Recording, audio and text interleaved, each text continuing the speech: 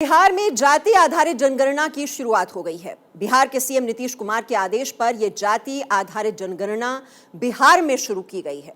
पूरी प्रक्रिया आपको बता दें 2 चरणों में होगी। पहला चरण 21 जनवरी तक चलेगा। इसमें लोगों के मकानों की गिनती होगी और दूसरा चरण 1 अप्रैल से 30 अप्रैल तक चलेगा। इसमें जातिगत और आर्थिक गणना होगी। लंबे समय से बिहार समेत देश के कई राज्यों में जातीय जनगणना की मांग हो रही थी। 2011 में जब जनगणना हुई थी तब भी जातीय आधार पर रिपोर्ट तैयार हुई थी, हालांकि तब इसे जारी नहीं किया गया था। बिहार से पहले राजस्थान और कर्नाटक में भी जातीय जनगणना हो चुकी है, लेकिन राजनीतिक विश्लेषक मानते हैं कि हर बार राजनीति का ये भूत सरकारों के लिए बहुत बड़ी परेशानी का सबब बना है। लेकिन सुशासन बाबू यानी नीतीश कुमार को इस पॉलिटिकल शिगुफे को छोड़ने की जरूरत क्यों पड़ी, पहले आप ये समझ लीजिए। देखिए, बिहार में नीतीश की स्वीकार्यता घट रही है। नीतीश ने राजनीति को मजबूत बनाने के लिए ये दांव खेला है। बिहार में चुनाव हमेशा जाति आधारित रहे हैं और इसी कास्ट कैलकुलेशन को भुनाना चाहते हैं नीतीश कुमार। 2024 में लोकसभा चुनाव में ताकत दिखाना चाहते हैं नीतीश कुमार। और नीतीश की जो सहयोगी है आरजेडी, वो भी जाति आधारित राजनीति करती रही है। महादलित शब्द का सबसे ज्यादा प्रचार भी नीतीश ने किया। 2024 में बीजेपी को रोकने के लिए नीतीश ने यह दांव खेला है। अब इससे क्षेत्रीय दलों को लाभ मिलेगा। वो स्थानीय स्तर पर राजनीति को मजबूत कर सकते हैं, क्योंकि ओबीसी की राजनीति करने वालों को लगता है कि इस गणना से 50% आरक्षण वाला बैरियर टूट सकता है, उनके आरक्षण का दायरा बढ़ सकता है।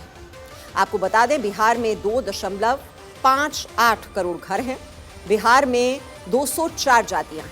बिहार की जो जनसंख्या है वो 12.7 करोड़ है।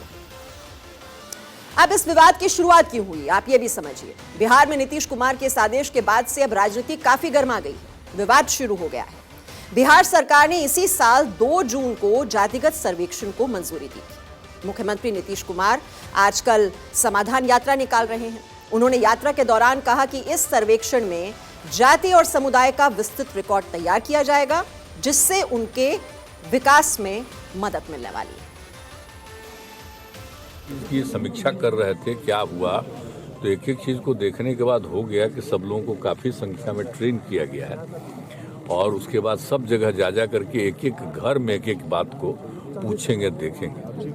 कोई अब जात की जगह उपजात बता देता है ना, तो ही ना बगल वाला बोलेगा, तो ही उसको फिर समझा करके कि भाई देखिए। तो इसी तरह से, क्योंकि उपजाति लिखा जाना तो ठीक नहीं ना है, जाति लिखा गया तभी ना संख्या ठीक से होगा। तो इस तरह से एक एक चीज सबको समझाए हैं और लोग पूरा ट्रेनिंग करके अब वो करने जा रहे हैं और जल्दी से जल्दी वो हो जाएगा। होगा एकदम, हमने कहा कि एकदम बिल्कुल करना है। और मान लीजिए कि यहाँ नहीं है और बाहर रह रहा है, तो बाहर वाले के साथ भी एक कम्युनिकेशन ठीक से होना चाहिए, ताकि सही मायने में संख्या की गिनती हो जाएगी तो ठीक रहेगा ना। तो मुख्यमंत्री की बात तो आपने सुन ली। और वहीं उप मुख्यमंत्री तेजस्वी यादव ने कहा है कि इस सर्वेक्षण से सरकार को गरीब लोगों की मदद के लिए वैज्ञानिक तरीके से विकास कार्य करने में मदद मिलेगी।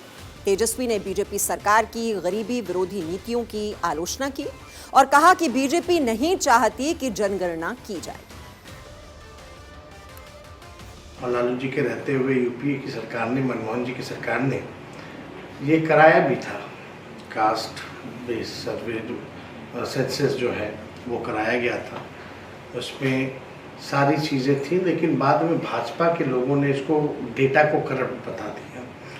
उसके बाद से हम लोग, आप लोगों ने देखा होगा विधानसभा में भी, जब हम नेता विरोधी दल थे तो हमने प्रस्ताव रखा था, प्रधानमंत्री जी से भी मिलकर आए थे। उस समय माननीय मुख्यमंत्री जी का भी हम लोगों को सहयोग मिला और हम लोग सब लोग मिल करके आए और भारत सरकार से मांग कर रहे थे कि पूरे देश में जो है ये होना चाहिए।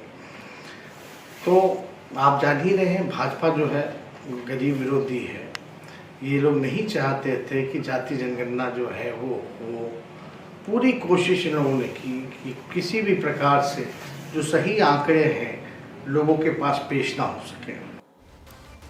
और वहीं बीजेपी के प्रदेश अध्यक्ष संजय जायसवाल ने इस कदम पर बिहार सरकार को घेरा है। जातिगत जनगणना को लेकर नीतीश कुमार नाटक कर रहे हैं, जिससे बिहार की जनता को कोई फायदा नहीं होगा। नीतीश कुमार से अनुरोध है कि वो झूठ बोलना बंद करें। ये बताएं कि उपजाति का अर्थ क्या है। उन्होंने विधानसभा में इसका 5 दिन का विधानसभा सत्र चला, कभी उन्होंने यह जरूरत नहीं समझा कि भाई हम सभी विधायकों को विधानसभा में आके बिहार राज्य को विश्वास में ले। यह सारी चीजें नीतीश कुमार जी ने नहीं किया है। तो नीतीश कुमार जी पे मुझे शक होता है कि वह सही में जनगणना कराना चाहते हैं और इससे बिहार के निवासियों को लाभ देना चाहते हैं, या महज केवल नाटक कर रहे हैं और वह नाटक के तौर पर एक दिखावा कर रहे हैं जिससे बिहार की जनता को कोई लाभ नहीं होगा। अगर यह ऐसी बात है तो यह बहुत ही शर्मनाक है। जब सभी दलों ने पूरे सहयोग से जातीय जनगणना का चर्चा करके हाँ भरी है, तो यह पूरे पारदर्शी तरीके से होना चाहिए। और बिहार में जातीय जनगणना की तपिश ने राजनीति के हलकों में आग लगा दी है और ये अभी काफी दिनों तक चलने वाला है, इसमें कोई दो राय नहीं है। लेकिन बिहार सरकार अपने इस बहुप्रतीक्षित प्रोजेक्ट को कैसे अमल में लाने वाली है, इसको समझना भी बहुत जरूरी है। लेकिन उससे पहले सरकार का पक्ष जानना जरूरी है कि वो इस प्रोजेक्ट की सच्चाई को लेकर क्या कह रही है।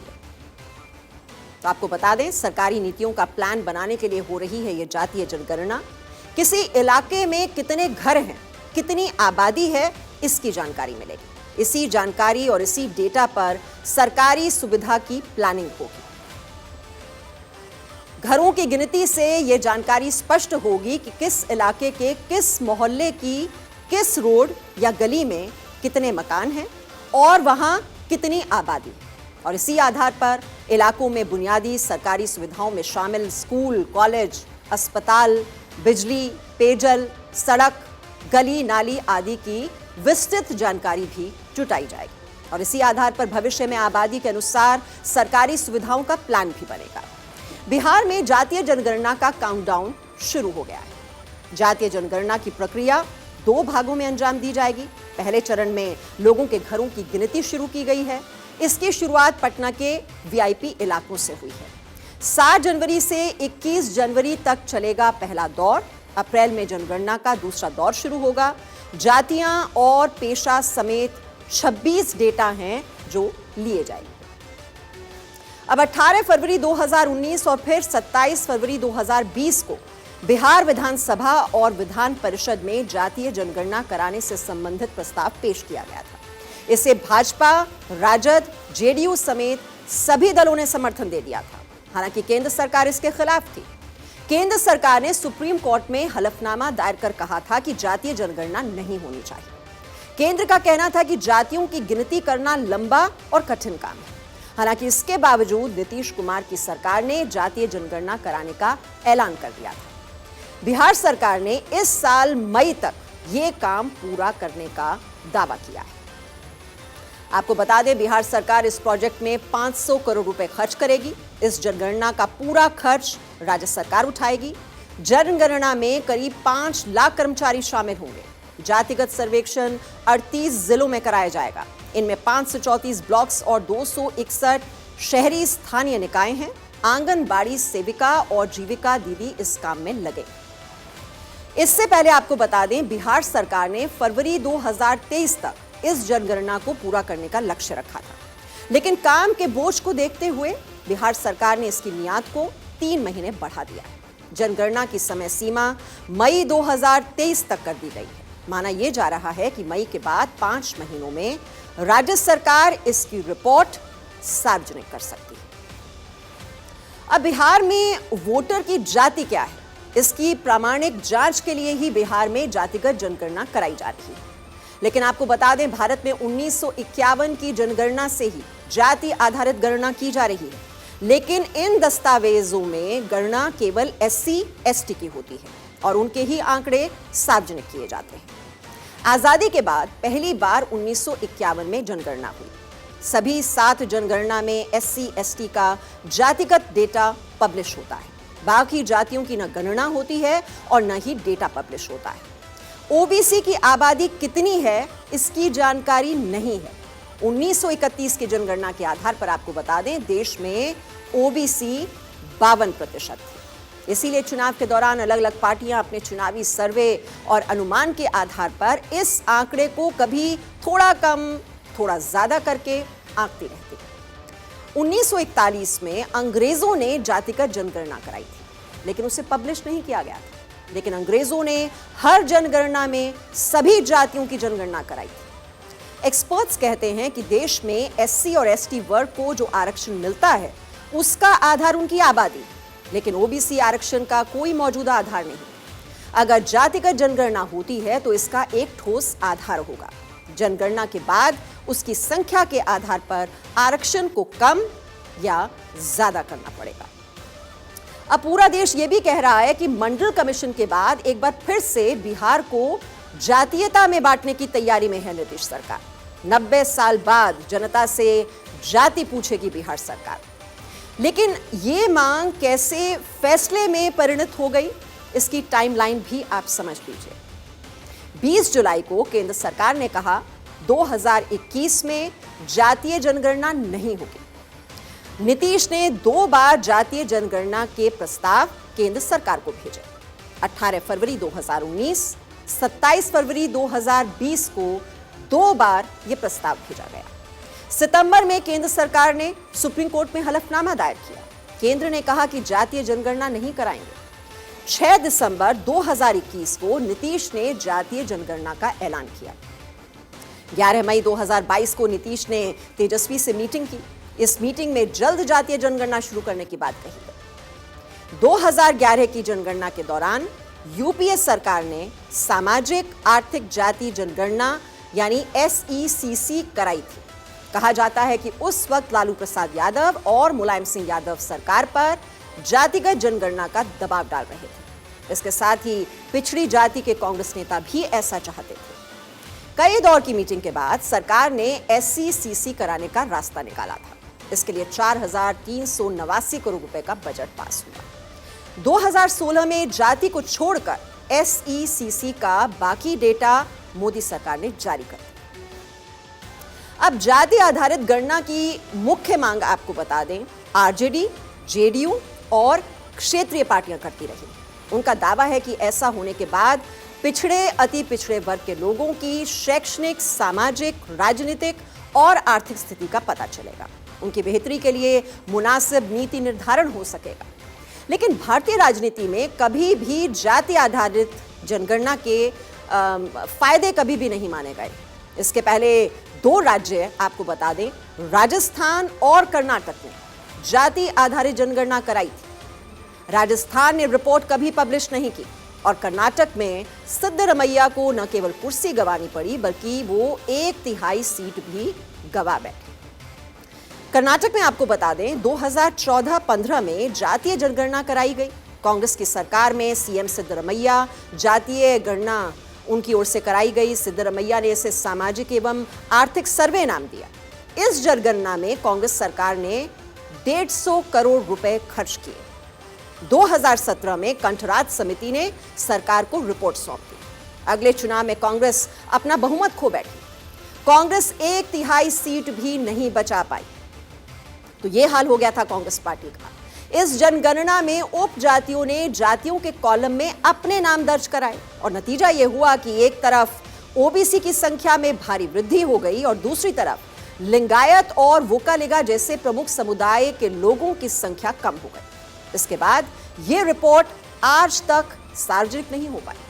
उच्च न्यायालयों में इस असमानता से निपटने के लिए स्थायी संसदीय समिति के सदस्यों ने हाई कोर्ट के न्यायाधीशों की सेवानिवृत्ति आयु को मौजूदा 62 वर्ष से बढ़ाकर 65 वर्ष करने पर जोर दिया। आपको ये हम एक और ये जो मामला है दरअसल वो भी आपको समझाएंगे, लेकिन अभी जो हम बात कर रहे हैं बिहार में जो जातीय जनगणना की जो शुरुआत है और उसको लेकर किस तरह से सियासत गरमाई हुई है, जजेस की जो जाति है उसको लेकर भी सवाल खड़े हो रहे हैं। ये डेटा भी हम आपको देने वाले हैं कि किस तरह से असमानता की जो बात है वो उसमें भी बताई जा रही है। लेकिन जातीय जनगणना की शुरुआत जो बिहार में हुई है उस पर सियासत किस तरह से गरमाई हुई है और ये भी कहा जा रहा है कि नीतीश कुमार का ये पॉलिटिकल मास्टर स्ट्रोक है। 2024 में बीजेपी को कैसे रोकना है उसके लिए तैयारी कर ली है नीतीश कुमार ने।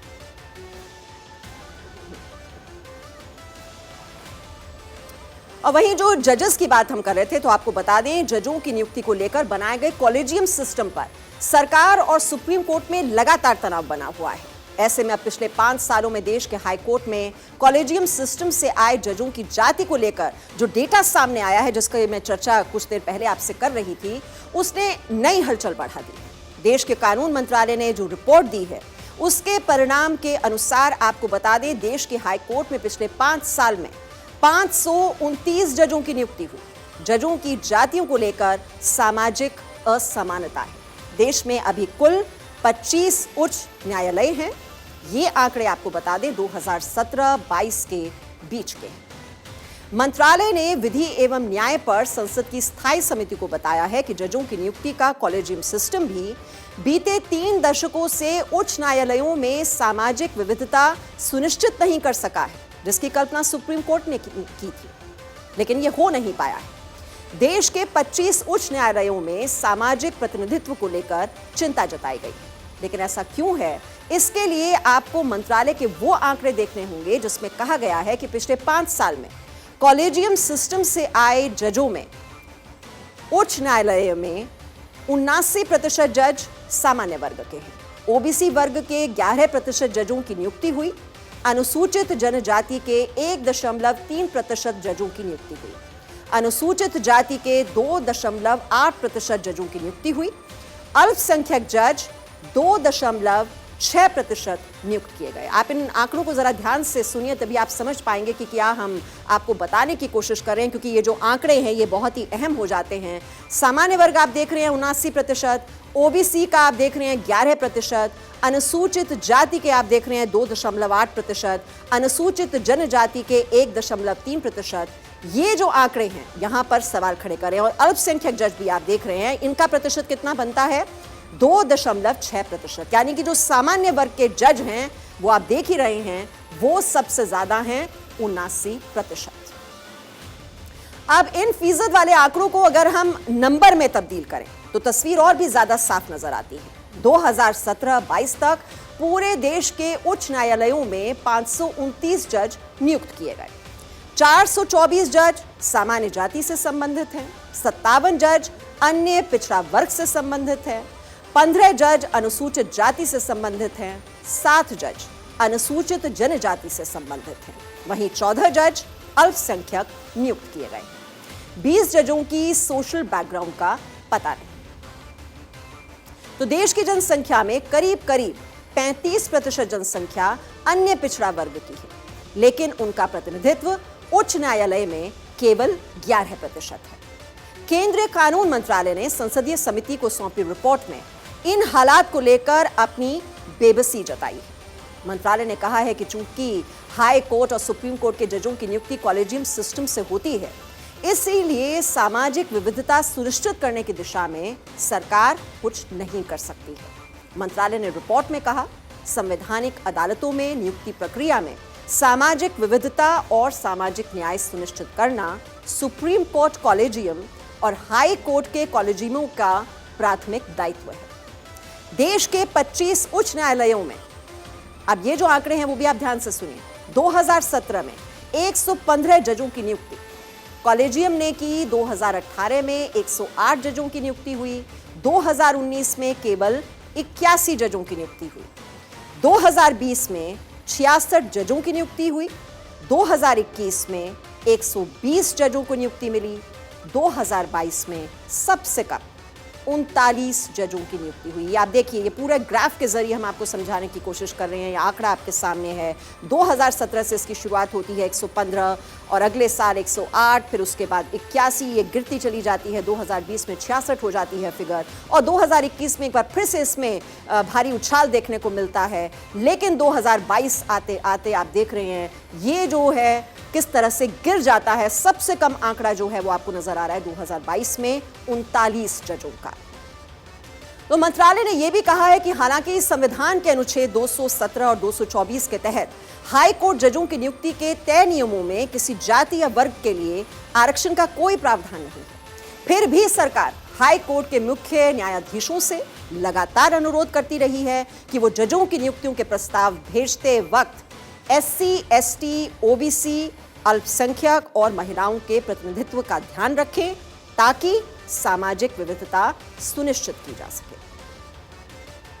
अब उच्च न्यायालयों में इस असमानता से निपटने के लिए स्थायी संसदीय समिति के सदस्यों ने हाईकोर्ट के न्यायाधीशों की सेवानिवृत्ति आयु को मौजूदा 62 वर्ष से बढ़ाकर 65 वर्ष करने पर भी जोर दिया, जो सुप्रीम कोर्ट के न्यायाधीशों की सेवानिवृत्ति आयु के बराबर होगी। उच्च न्यायालय की तरह ही देश की सबसे बड़ी अदालत में जजों के बीच असमानता दिखती है। देश के सुप्रीम कोर्ट में कुल 34 जजों की वैकेंसी है, जिनमें से अभी 27 जज कार्यरत हैं। इनमें से केवल 3 महिला जज सुप्रीम कोर्ट में सेवाएं दे रही हैं, यानी कि 34 जजों में से महिला जजों की संख्या कितनी है? वो केवल 3 है। 3 महिला जज देश की सुप्रीम कोर्ट में इस वक्त हैं, यानी कि 10% से भी कम बनती है ये संख्या। देश के सुप्रीम कोर्ट में जस्टिस वी नागरत्ना, जस्टिस हिमा और जस्टिस एम त्रिवेदी अभी सेवाएं दे रही हैं। देश की सर्वोच्च अदालत में सभी राज्यों के जजों का प्रतिनिधित्व नहीं है। इसके कारण सुप्रीम कोर्ट में राज्यों के प्रतिनिधित्व का असंतुलन बना हुआ है, ये इम्बैलेंस है। अब असंतुलन की स्थिति यह है कि सुप्रीम कोर्ट में किसी राज्य से आने वाले जजों की संख्या 5 तक है, तो किसी राज्य से एक भी जज बेंचों में नहीं है। शीर्ष अदालत में इस समय यूपी से 3 जज हैं। दिल्ली भी इस मामले में पीछे नहीं रहती। दिल्ली से 4 न्यायाधीश बेंचों में, इसके साथ राजस्थान से भी 2 न्यायाधीश सुप्रीम कोर्ट में हैं। आंध्र प्रदेश, गुजरात, पंजाब एवं हरियाणा, केरल, पश्चिम बंगाल, तमिलनाडु हाईकोर्ट से 2-2 जज हैं। तो ये रीजनल जो है वो भी हम आपको समझाने की कोशिश कर रहे हैं, ये किस तरह से एक इम्बैलेंस नजर आ रहा है। असम और मध्य प्रदेश से आपको बता दें, एक जज सर्वोच्च अदालत में नियुक्त हैं। बिहार, झारखंड, उत्तराखंड, हिमाचल प्रदेश, तेलंगाना, ओडिशा, त्रिपुरा, छत्तीसगढ़, जम्मू कश्मीर जैसे राज्यों से इस समय एक भी जज सुप्रीम कोर्ट में नहीं है। वहीं मणिपुर की बात की जाए, सिक्किम, मेघालय जैसे जो छोटे राज्य हैं, हाई कोर्ट से भी कोई न्यायाधीश सुप्रीम कोर्ट में नहीं लाए गए हैं। सुप्रीम कोर्ट कॉलेजियम की जिम्मेदारी है कि वो जजों की नियुक्ति के समय राज्यों के प्रतिनिधित्व का ख्याल रखें। चयन जो सिलेक्शन है वो इस तरह से हो कि हर राज्य का प्रतिनिधित्व सर्वोच्च अदालत में नजर आए, लेकिन वो बैलेंस अभी नजर नहीं आ रहा है। तो किस तरह से इम्बैलेंस नजर आता है सुप्रीम कोर्ट्स में भी और हाई कोर्ट्स में भी, यही हमने आपको आज समझाने की कोशिश की।